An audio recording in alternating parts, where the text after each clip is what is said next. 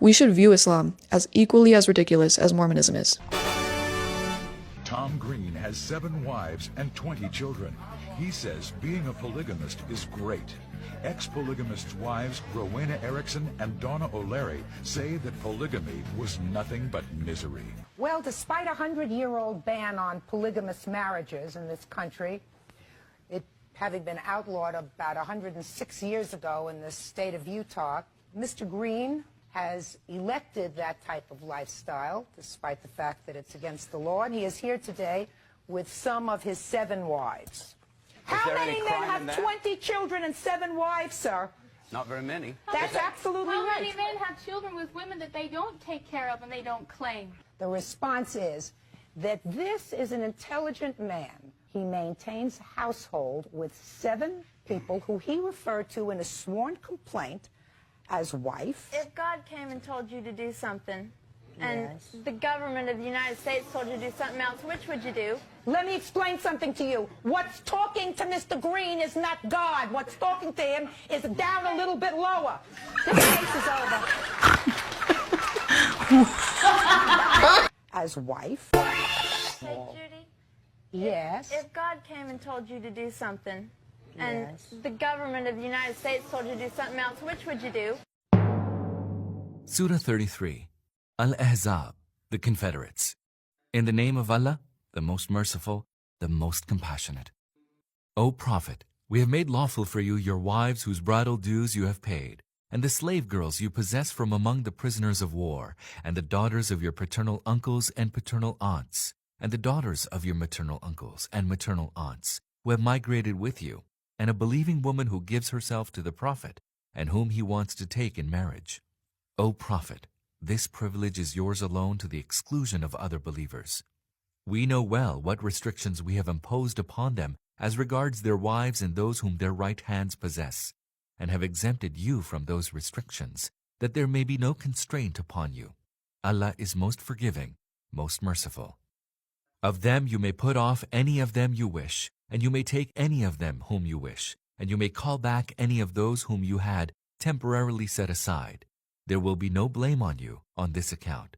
Let me explain something to you. What's talking to him is not God. What's talking to him is down a little bit lower. This case is over. All you guys do is step out. That's all. Step out, back door to your right.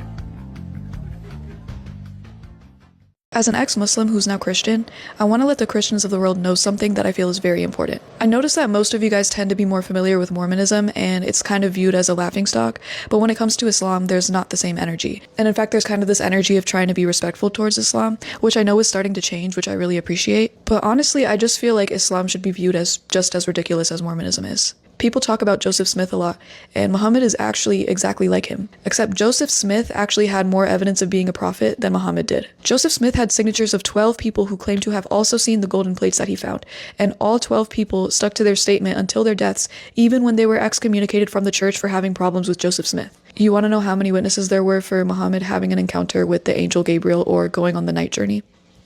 0. I don't think Joseph Smith is a real prophet, but what I'm trying to say is that we should view Islam as equally as ridiculous as Mormonism is. Joseph Smith had multiple wives, Muhammad had multiple wives, and both of them claimed that they received revelation from God allowing it. Joseph Smith married a 14-year-old, Muhammad married a 6-year-old. Both were illiterate and used that to support their prophethood. Both claimed that God called them to restore the true religion centuries after corruption in Christianity. Both were visited by an angel who gave them their mission. Which, by the way, let's just quickly take a second to read Galatians 1:8 together. But even if we or an angel from heaven should preach a gospel other than the one we preach to you, let them be under God's curse. Both produced new scripture.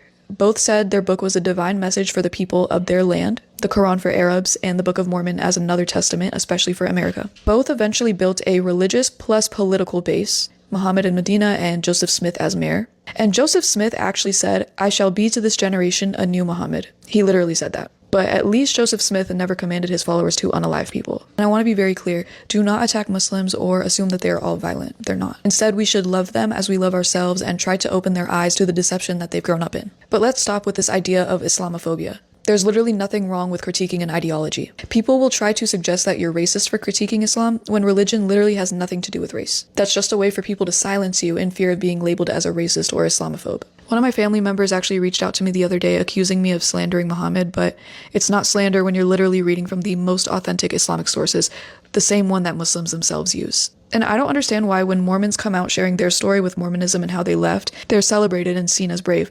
But when I do it, I'm labeled hateful, a Zionist, a liar, was never really Muslim, etc., etc. There are so many things in Islam that should not be normalized, and when you bring up what goes on in the Middle East, all of a sudden it's not real Islam, even though that's literally where Islam originated. Whatever Islam is practiced here in the West is a westernized, watered-down version of Islam, because those kind of practices wouldn't fly here. A lot of the Muslims that I know here support gay rights, when the religious law of Islam orders that you stone people for committing homosexual acts. The more we stay silent about the truth, the more unaware people will be.